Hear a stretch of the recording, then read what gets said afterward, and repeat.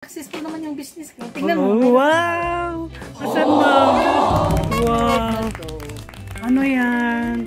Tingnan mo ha. Diba kailangan din pag may business? Pag sa may business naman, kailangan ko talagang magsalita ng Croatian kasi ang mga buyers ko dito, local at international. Tapos i-explain mo kasi.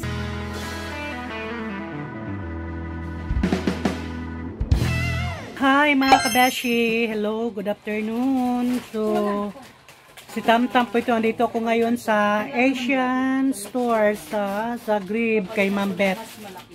So by the way, yung last natin na vlogs natin kay Ma'am Beth, almost 2 years nang nakaraan.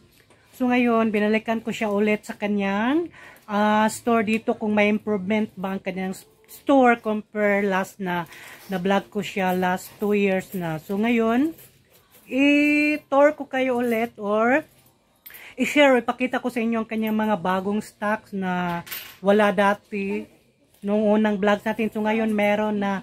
So tara, let's go. Marami na po siyang mga stocks ngayon. So i-tour ko kayo. Samahan niyo ako mga kabeshi. Samahan niyo ako mga kabeshi. I-tour daw tayo. O sige. Pili lang muna kayo dyan, bebe. So, i-tour mo. Thank you, Biha. I-tour muna ako ni Ma'am Beth sa niyang bago niyang store. Hala, Ma'am Beth. Ito pala, Ma'am. Ito yung bago kong market. Wow. Improvement na talaga si Ma'am. Magkano renta dito, Ma'am? 1,300. 1,300. Euro. Ano na yan? 1 month? Every 1 month? Monthly. Then plus utility. So, Ma'am, mahirap ma'am kumuha rito ng permit, ma'am? Hindi. Mabilis lang kumuha ng permit pag local ka na. Local na kasi. Local na yung asawa mo. Wow! Wow, ang ganda ng bagong tindahan ni ma'am. Bagong store ni ma'am. Wow, hello! Siguro end of this month maka-open na kami dito. Kailangan na lang ng dito. 1,000. Yung mga divider. Wow, ready na pala, ma'am. Yan yung aking saging. Wow, ang ganda. Ano to, ma'am? Saging. Saging, Bisaya? Tundan. Tapos ito yung aking dito sa loob, yung storeroom. Oo. Saka soon. Oo. So hindi ka ba nangangailangan rito ng assistant mo? I will be. Kasi 3 times bigger than my small store. Ako na lang mag-apply, ma'am. Sales lady mo dito, 'di ba? Marami pang magpunta. Marami pa tayong customers. So, ma'am, muna natin 'to, ikot natin 'to. Nagpili pa sa doon. So dito ang mga mga noodles. Kailangan ko yung bantayan. Oo, sige. Isara natin, sige. Hindi, wag mo nang isara dyan. Hi, ma'am. Hello. Ma'am, may tanong ko sa iyo. Ma'am, kanina namangha ako sa iyo kasi may customer tayo or may customer ka na Croatian 'yun? Oo. Ang galing-galing mo talaga mag-garbage scheme, ma'am. Talagang namanga ako nakatingin sa iyo, ma'am. So, ma'am, paano ka ba nakapag-salita ng Croatian? Oo, kasi pag dito ka kasi nakatira sa Croatia, kailangan magkaroon ka ng interest na mag-learn sa language nila. Tapos? Saka, kumuha ako ng private tutor. May nag-tutor pa sa'yo. Oo. Tapos, kunti lang yun. Madali lang yun. Kinuha ko lang yung mga basic kung paano. Tapos, ayun na. Tapos, naging kaibigan ko lahat puro Croatian. Wala akong other language nga. Baka puro lang Croatian lahat. Tapos, binayaran mo lang ang tutor mo? Oo. Pila? Magkano oras?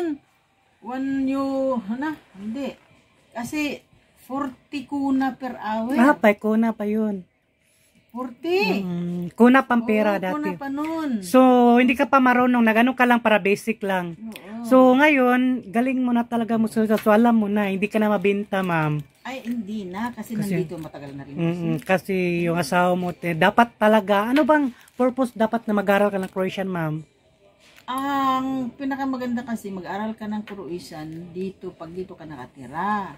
Kasi, just in case of emergency, halimbawa, kung may mga itutulong sa'yo, may mga accident, tapos, halimbawa lang sabi nung Croatian, ingat-ingat kasi may mahulog ka, ganon. Tapos, siyempre, ikaw din, nakangiti lang dahil hindi mo alam, inahulog ka na pala. Di ba? Especially, meron ka ding mga ganito, di ba? Kailangan din, pag may business, Pag sa may business naman, kailangan ko talagang magsalita ng Croatian kasi ang mga buyers ko dito, local at international. Tapos i-explain mo kasi, sabi niya ang munggo kung paano gawing salad. Sabi ko hindi namin ginagawa ang munggo ng salad. Kasi gusto ko yung salad, ano bang gagawin? Sabi ko, sa website ko mayroong explanation. Gusto ko ikaw magsalita kasi pagkainin niyo yan, so explain mo sa akin. In Croatian language. So, kailangan mo talagang i-explain yung mga detalye kung paano gagawin salad ang munggo. So, naging successful naman yung business ko. Tingnan mo. Wow! Asan mo? Wow! Ano yan? Tingnan mo ha. Ang ganda-ganda. Wag mo na lang kunin yan. Female successful business leaders. Wow! Congratulations, ma'am. Kailan yan? 2014.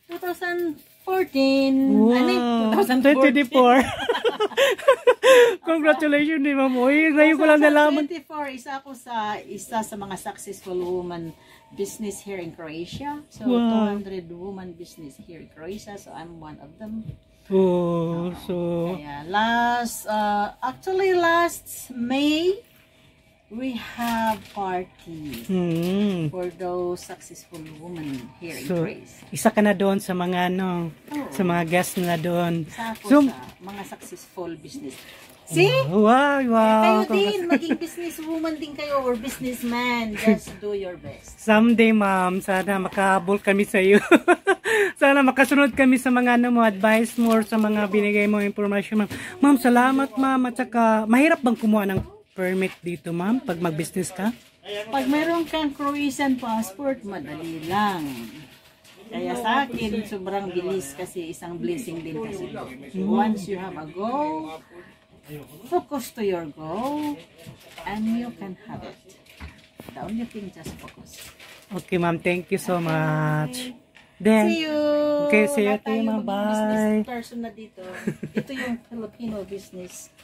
Ang tawag nun? AI. Ano yun, ma'am? Ulitin mo ulit. Gusto ko marinig. Sa Croatia ko lang ang successful woman sa business. Wow! Congratulations! Naging lang grabe. Ito naman naging successful nang dahil sa inyong mga supporters. Wow! So yan po, grabe. Nakakahanga talaga yung ma'am.